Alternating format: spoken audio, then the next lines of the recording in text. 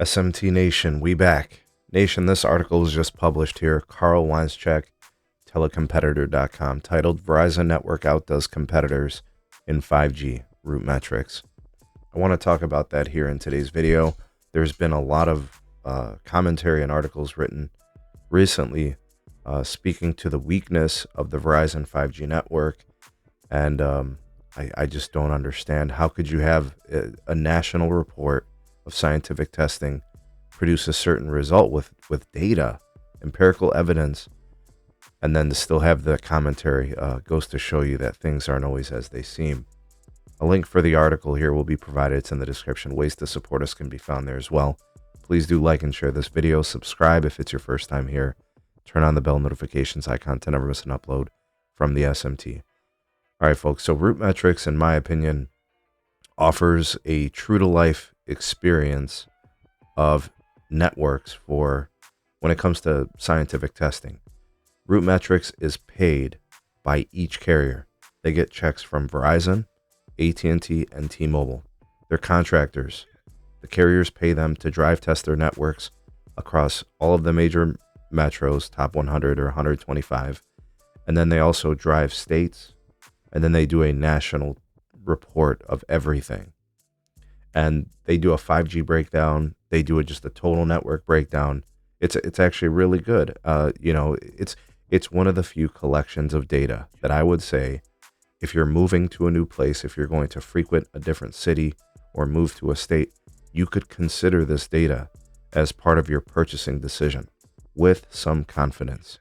When you look at things like crowdsourced data, there's a lot of external factors and variables that you really can't account for, like how many people have been testing each network, running speed tests. And of course, speed tests aren't even really a quality metric. It's more of a throughput metric. It's a proxy of available capacity. So this testing, in my opinion, does the most because it includes calling, it includes texting, it includes accessibility, and not just speed. Anyways, according to the State of Mobile Union from Root Metrics, AT&T, T-Mobile, and Verizon all did pretty well.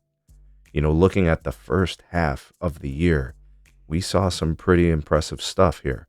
Okay, so specifically according to the 5G narrative that everybody is pushing, so that's the Craig Moffett, aka Clown Shoes of the world. Any carrier that's going to push the 5G narrative. All right. According to Root Metrics, AT&T did well. Improved speeds in major metros, good performance in national state testing. A lot of people have made a big stick about, AT&T lagging the competition, but in metros they've improved, and in states and national testing they do pretty well. They were number 2 in states 1, and they were number 2 nationally. All right, T-Mobile excelled at providing fast speeds and improved its results in metro area testing. Provided download speeds at least 200 megabits in 118 of 125. So more of the same for T-Mobile, being the fastest provider. It's connected to the N41 build, which they've done a really nice job on. They've had a jump on it, and it's shown in the data. And lastly, Verizon won the most national, state, and metro awards. This is where the video kind of comes to, a close. The narrative that Verizon's 5G network is like Swiss cheese, the narrative that the Verizon network on a national scale is not good, the data just doesn't prove that. There are places where the network is not the best. That's why you look at the metro testing, and there are areas where Verizon is outdated. But when you look at the state collected data and you look at the testing, they won the most states. And because they won the most states, it's very conclusive that they also won national. And, you look at the 5G performances, they won categories for 5G, right? Outside of 5G speed, where T-Mobile won that, Verizon won other categories too. It looks like, it says here, the report found Verizon winning the 5G speed and reliability categories, T-Mobile winning the availability category. So T-Mobile has the most 5G, but they don't have 5G speed and reliability according to the testing. So you wonder why JD Power results show that Verizon customers are happy is because where they are most of the time, when they're experiencing the network under most scenarios, it's working very well in the quality metrics. So this is not a video I wanted to say Verizon's the best and all this. It's not the point of this video.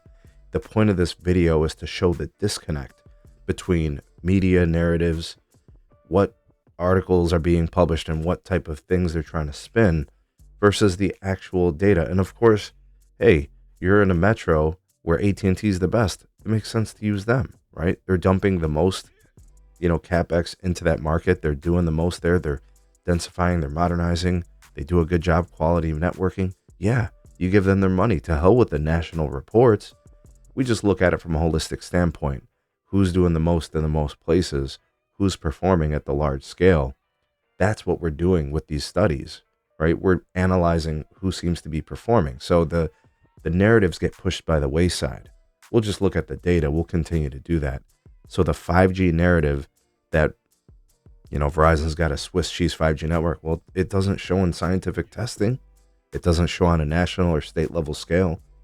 Even in the top metros, Verizon seems to be thriving. Of course, T-Mobile obviously much better than it used to be. I think the old narrative that they're unreliable is starting to shift away. They've gotten better.